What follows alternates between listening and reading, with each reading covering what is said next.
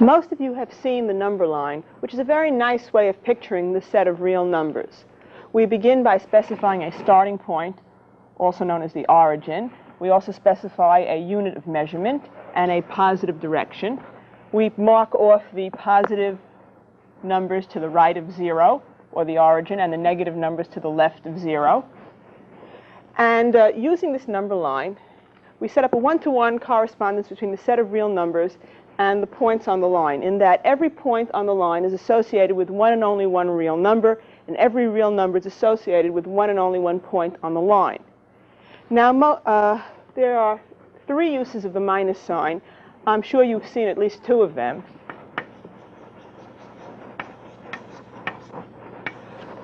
To begin with, the minus sign can be used for subtraction, to indicate the operation of subtraction. For example, 8 minus 5 is 3.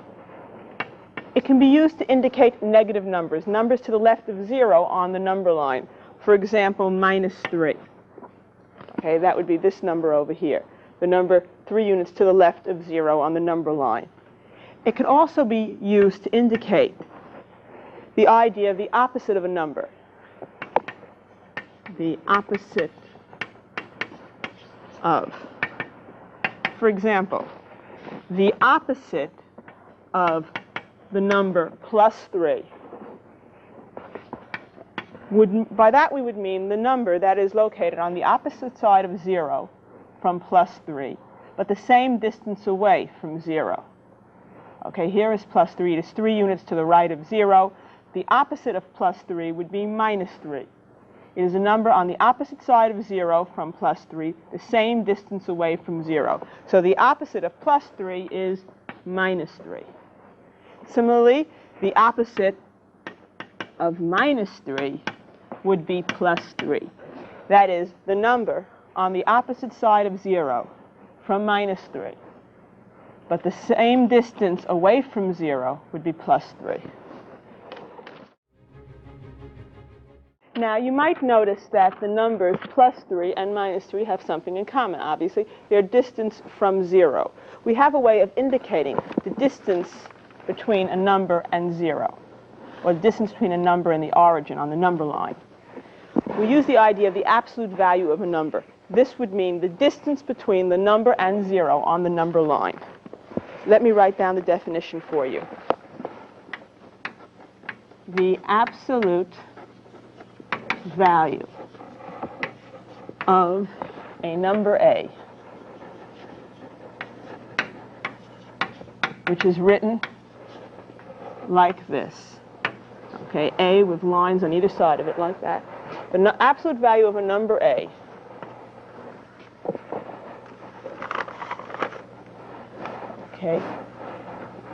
is the distance between the number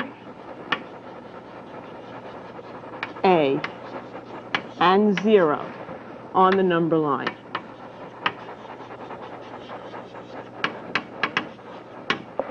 The absolute value of a number A, written this way, is the distance between the number A and 0 on the number line.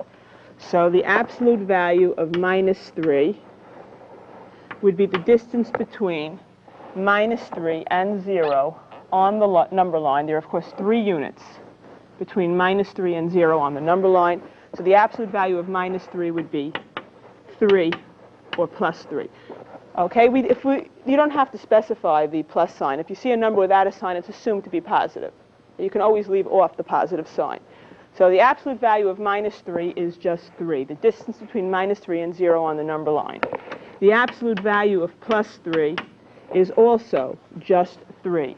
The distance between plus 3 and 0 on the number line is the same as the distance between minus 3 and 0 on the number line. In both cases, you have 3 units for the distance. The absolute value of minus 3 or plus 3 is just 3. The absolute value of 0 is 0. The distance between 0 and 0 on the number line, of course, is just 0. The absolute value of 8 minus 2, you work within the absolute value sign. First you say 8 minus 2 is 6, and the absolute value of 6 is just 6. Okay, you will notice that the absolute value of a number is never negative. Okay, it's either 0 or positive. The absolute value of 0 is 0. The absolute value of all other numbers is positive. Okay, we're now going to review addition, subtraction, multiplication, and division of signed numbers. Now, this is simply a review. Okay, if you find that we're going over the material a little too quickly for you, I would suggest you go back and look at the videotapes in the elementary algebra sequence on addition, subtraction, multiplication, and division of signed numbers. Not only do we give the rules in these videotapes, but we also justify the rules. Here I'm just going to be giving you the rules and doing some examples. Okay, let's start with addition of signed numbers. To add two signed numbers. And you might recall that when we add signed numbers, we have to distinguish between the numbers having the same sign and the numbers having different signs. Okay, first of all, if the signs are the same, then we just add the absolute values of the numbers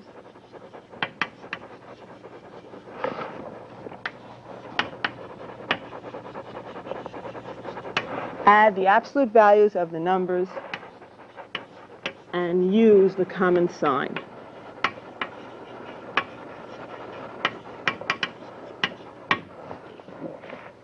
And if the signs of the two numbers that you're starting with, if the signs are different,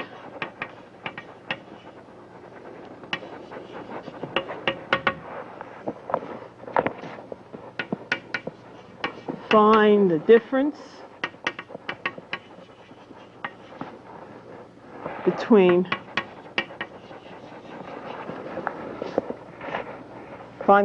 between their absolute values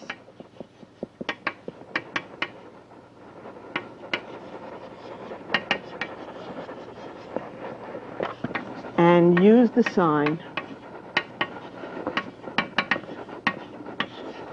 of the number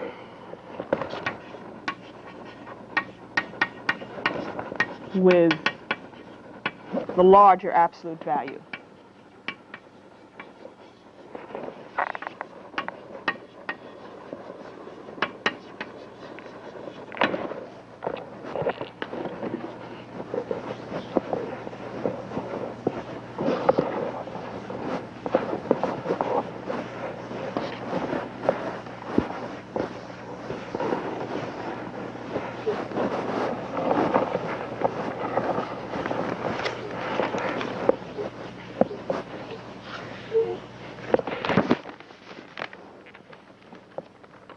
Okay, let's try out these rules on some examples. Let's say we want to add +5 and +3. Also, we'll add +5 and -3, -5 and +3, and -5 and -3. Okay, by the way, the second set of parentheses here has to be put in because you can't have the two different signs without some kind of punctuation in between. Very often you do not see the first number in parentheses.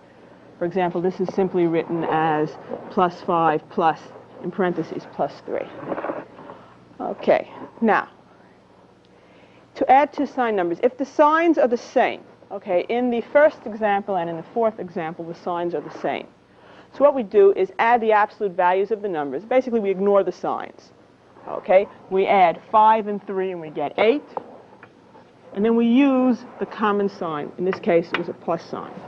Here, we add 5 and 3, and we get 8.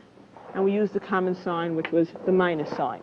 You can only do this when both of the numbers have the same sign. Here there were two pluses. Here there were two minuses. So you add the absolute values of the numbers, or the number without regard to the sign. Okay, the basic part of the number here, the 5 and the 3, you get the 8, and you use the common sign before it. Okay, now, if you want to add two signed numbers and the signs are different, Okay, you subtract, okay, the absolute values. You find the difference between the absolute values, and then you take the sign of the number with a larger absolute value. Okay, the absolute value of this number is 5, and for this one it's 3. So you go 5 minus 3, that's 2. Okay, the larger absolute value is over here. It had a plus sign, this number, so the answer is plus 2. Once again, over here, you take the absolute value, there are different signs you want to add. You take the absolute values of the numbers, you get 5 and 3. You subtract 5 minus 3 gives you 2. The number with the larger absolute value is over here. The absolute value here was 5, here it was 3. So this had the larger absolute value. The number originally had a minus sign, minus for the answer. Okay, let's try an example of mixing addition of signed numbers with absolute values. The absolute value of plus 4 plus the absolute value of minus 5, and also the absolute value of plus 4 and a minus 5. Okay, now, although these both involve absolute values and the numbers 4 and minus 5, there is a difference. Here, you take the absolute value of plus 4. 4 or plus 4, of course, they're the same. You can leave the plus out. You take the absolute value of plus 4. You take the absolute value of minus 5, and you add them. In the second example here, first you add a plus 4 and the minus 5, and then you take the absolute value of the answer. Okay, let's do the first one. The absolute value of 4, of course, is just 4. And the absolute value of minus 5 is plus 5 or 5. So you have a plus 4 and a plus 5, and you add, you get a plus 9. Okay, on the other hand, over here, you want to add plus 4 and the minus 5, get the answer, and then take the absolute value of the answer.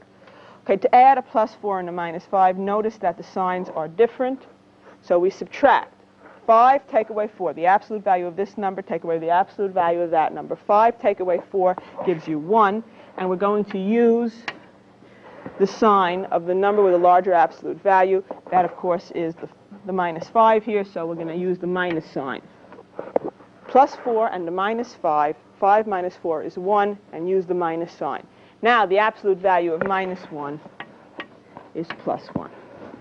Okay, so it does make a difference, the order in which these operations are performed. First, here we take the absolute value of each and we add. Here we add and then take the absolute value. Okay, now let's look at subtraction of signed numbers. To subtract two signed numbers.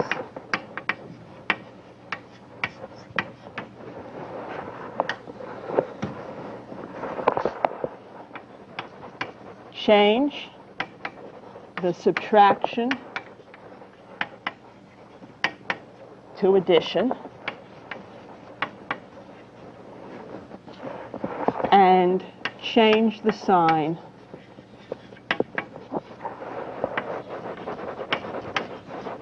of the second number. Then follow the rules for addition.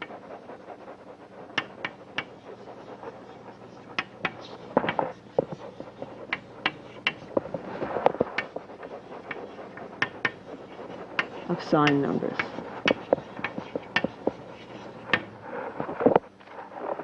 Okay, and as I mentioned earlier, this is justified in the tape on subtraction of signed numbers in the elementary algebra sequence. Okay, to write this in symbols, we have the following.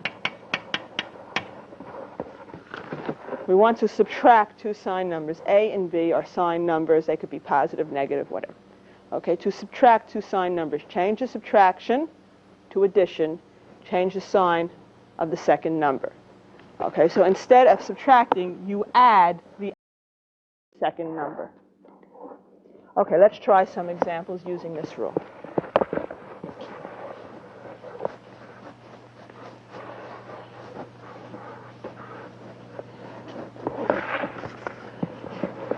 Okay, plus 4. Take away a plus 8, plus 4, take away a minus 8, minus 4, take away a plus 8, minus 4 take away a minus 8.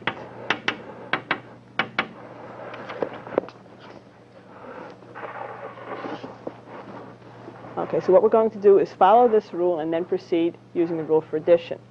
Okay, so to subtract, what we do is we change the subtraction to addition and change the sign of the second number. So instead of plus 4, take away a plus 8, it's plus 4 and you're adding a minus 8. Now addition of sign numbers, we'll remember to add sign numbers when the signs are different, you take the difference in the absolute values and use the sign of the number with the larger absolute value. Okay, so the absolute value here is 4, the absolute value here is 8. 8 minus 4, that's 4. The number with the larger absolute value is this one. It has a minus sign. The answer is minus 4. Okay, second example. You leave the first number alone. You change the subtraction to addition. You change the sign of the second number. So instead of plus 4, take away a minus 8, it becomes plus 4 and a plus 8. Okay, adding numbers, the signs are the same. You add 4 and 8, you get 12, and you use the common sign. So plus 12 or just 12. Okay, minus 4. Instead of subtracting a plus 8, you add a negative 8. Okay, minus 4 and minus 8 gives you minus 12. You add the 4 and the 8, and you put the minus sign in front. And on the last example, minus 4, instead of subtracting a minus 8, you add a plus 8. Now, to add numbers when the signs are different, you subtract. 8 minus 4 gives you 4. The number with a larger absolute value is this one. The answer is plus 4.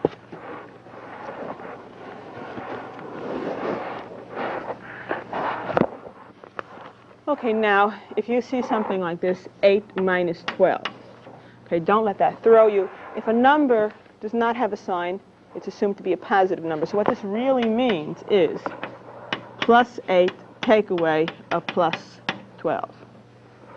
Okay, the numbers 8 and 12 are both positive. Since you don't have to write the sign of a positive number, we have just 8 minus 12. You can think of it as plus 8 take away a plus 12, and this becomes plus 8, and you'll add a minus 12. Instead of subtracting, you add the opposite. You add and you change the sign of the second number. Okay, now to add 8, plus 8 and a minus 12, you subtract. 12 minus 8 gives you 4. The sign of the number with the larger absolute value would be a minus sign. 8 minus 12, minus 4. Let's try another one. 8 minus a minus 3. This would be, of course, 8 plus a plus 3. 8 and 3 just giving you 11. And let's try one with absolute value inside. The absolute value of minus 8. Take away the absolute value of minus 10. First, you find the absolute values. The absolute value of minus 8 is 8. The absolute value of minus 10 is 10. So it's 8 minus 10, which of course is plus 8 minus a plus 10. And you can make that plus 8 and a minus 10 for an answer of minus 2. 10 take away, giving you 2, using the minus sign. Okay, let's move on now to multiplication and division of sign numbers.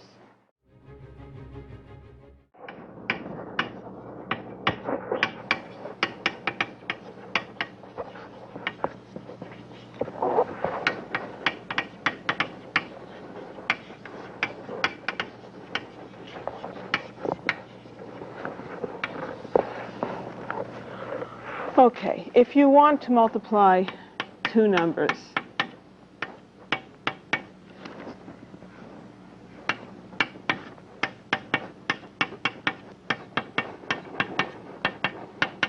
what you do basically is multiply the absolute values of the numbers and then attach a sign, which we get from this rule. If you're multiplying two positives, the sign is positive. If you're multiplying two negatives, the sign is positive. A plus times a minus or a minus times a plus, the sign is negative. Okay, if the signs of the two numbers that you started with are the same, you get a positive answer. If they're different, you get a negative answer. Okay, same signs. Okay, positive answer. Different signs, negative answer. A plus times a plus would be positive. A minus times a minus would also be positive. Okay, now these rules that I'm giving you are only for two numbers, multiplication and division of signed numbers. If you're multiplying two numbers, you follow these rules. I'll give you an example in a few moments when we do more than two numbers. You'll see we just adapt these rules a little. Okay, that's for multiplication, and division basically follows the same rule. This is really the rule. When you're multiplying and they have the same signs, you have a positive answer, different signs, a negative answer. This is for two numbers.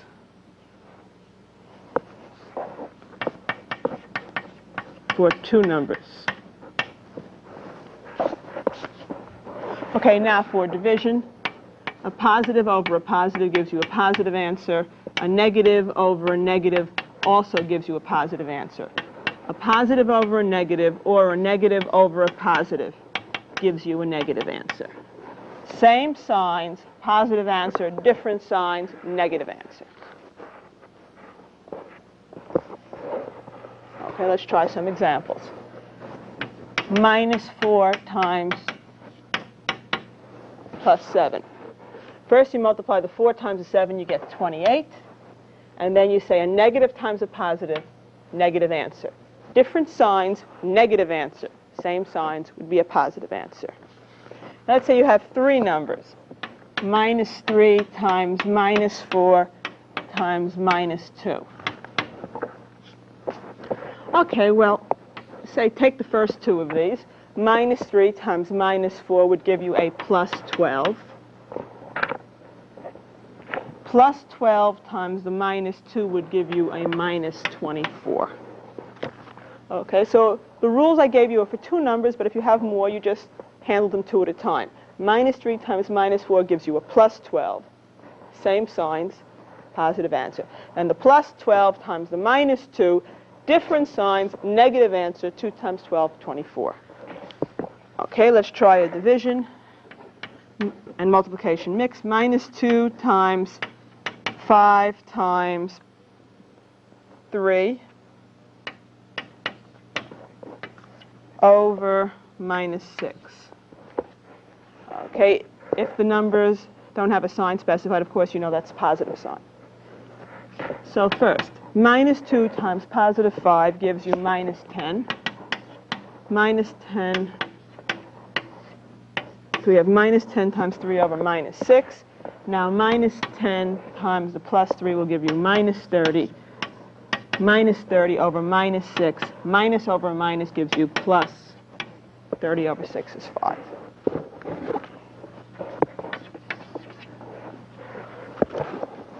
Okay, so using these rules, we can handle more than two numbers, although the rules are set up for just two numbers. Okay, now let's say we want to work out this example. 8 minus 3 times 2. Okay, it involves multiplication and subtraction. We should be able to handle that. We've been working on that kind of thing. The only problem here is that two people looking at this problem might see two different ways of doing it. One person might look at this and say, well, 3 times 2, that's 6. 8 minus 6 gives you 2. Somebody else could say, no, wait. 8 minus 3, that's 5. 5 times 2, that's 10. Okay, now, both of these cases seem reasonable. We don't want this kind of ambiguity in mathematics. We don't want two different people, okay, getting two different answers to the same problem and both feeling they have a strong case. So to eliminate this ambiguity, we're going to specify an order in which our arithmetic operations are going to be performed. And with this order of operations, this is going to be the correct answer, and this one will be incorrect. The order of operations will tell us that we're first going to do multiplications and divisions. In this case, we're going to do the multiplication first. Then we're going to come back and do additions and subtractions. Multiplication is going to precede subtraction in the order of operations. But let me give you the rules for order of operations.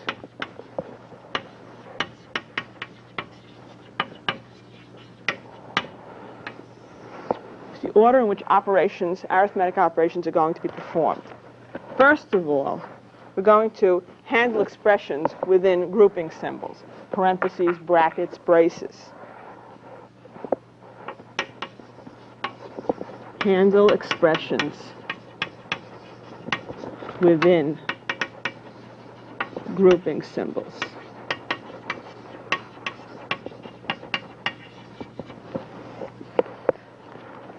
Okay. 2, we're going to perform multiplications and divisions, moving from left to right. And 3, after we've done all the multiplications and divisions, we're going to go back and do the additions and subtractions. In both of these cases, we're going to be moving from left to right.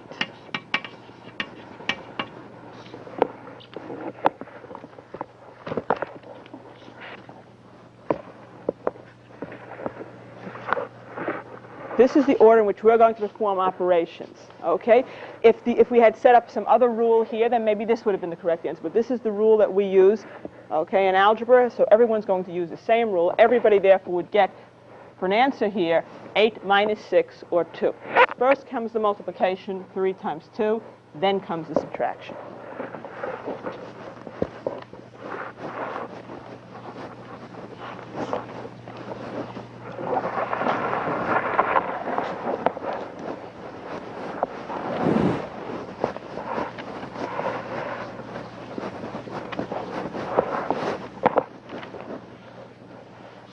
Let's try some more examples.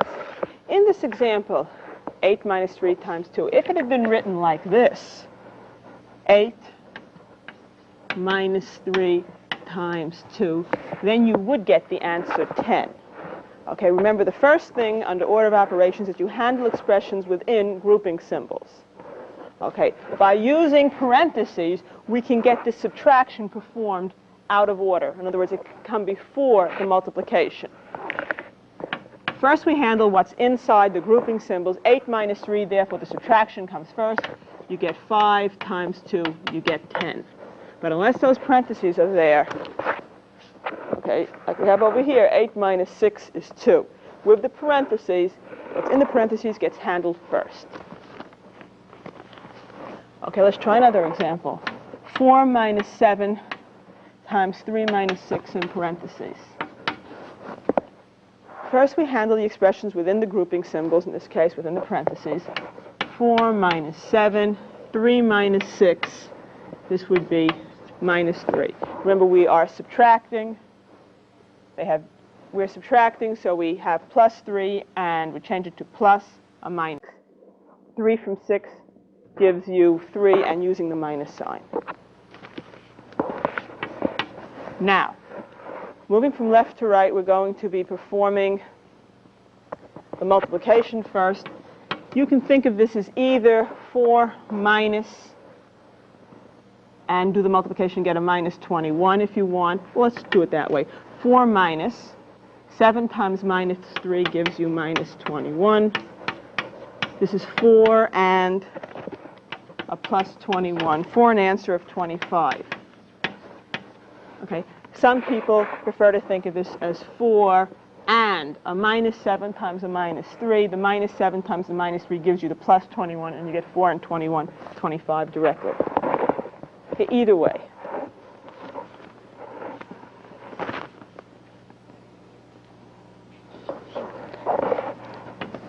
Minus 8, take away. Now, bracket 4 minus 9, parentheses, 5 minus 3, close the parentheses, and close the bracket. Okay, we have two types of grouping symbols here, parentheses and brackets. We're going to go from the inside out. In other words, first we're going to handle the parentheses, then we'll move on and handle the brackets. And inside the parentheses or the brackets, once again, order of operations is going to prevail. Let me write it up here so we'll have some more room. 8 minus 4, take away 9 times 5 minus 3. minus 8 take away 4 minus 9. Now the first thing we're going to do is handle what's in the parentheses. 5 minus 3 gives us the 2. Okay, now we're going to worry about what's inside of the brackets. Minus 8 minus. Now inside the brackets we have a simple little order of operations problem. It's right here. Okay, remember we do not say 4 minus 9 and do the subtraction first. Within the brackets, once again, order of operations is going to prevail. We're going to do multiplications and divisions before additions and subtractions. In this case, we're going to do the multiplication before the subtraction. So it's going to be 4 minus 18. First comes the multiplication. Now the next time around, we're looking for the subtraction. Once again, we're staying inside this grouping symbol. First, we have to handle that before we worry about the rest of the problem. 4 take away 18 gives us minus 14. Okay? Now, to subtract, we change it to addition. Minus 8 and a plus 14. 14 minus 8 gives you 6 with the plus sign. And that's the answer to the problem. Plus 6 or just 6. Okay, let's try another example. 2 times 3 minus 7. Take away 4 times 6 minus 8. All over minus 3 times minus 2 minus 4.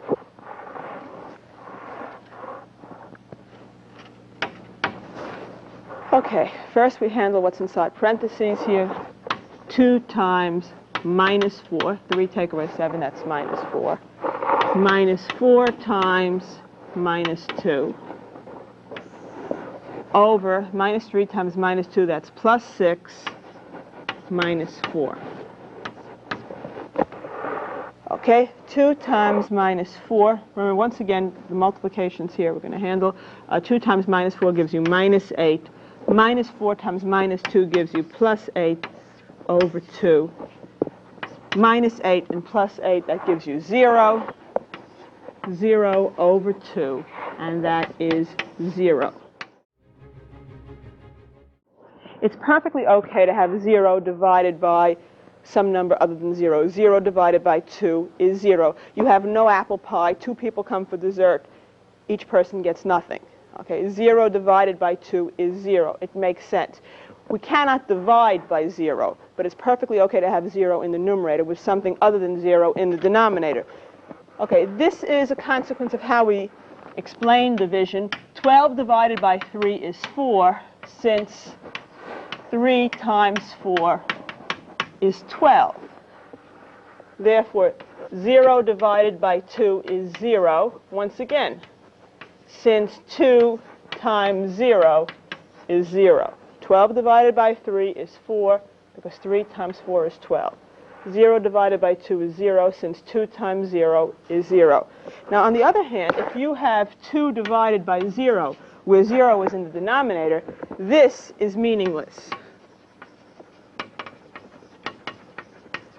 It's meaningless because if you try to give it a meaning, for example, let's say you say 2 over 0 is some number. I'm not sure what number I should use. Let's say I'll use a number x. Okay, if 2 over 0 is x, then it would have to be true that 0 times x would be 2. But we all know that I can't put in any real number x here and multiply it by 0 and get 2. Okay? A number times 0 is going to be 0, not 2. Okay? So since you can think of a number x that you could put in here for which the multiplication makes sense, okay, for which that number times 0 gives you 2, there is simply no meaning for division by 0. Division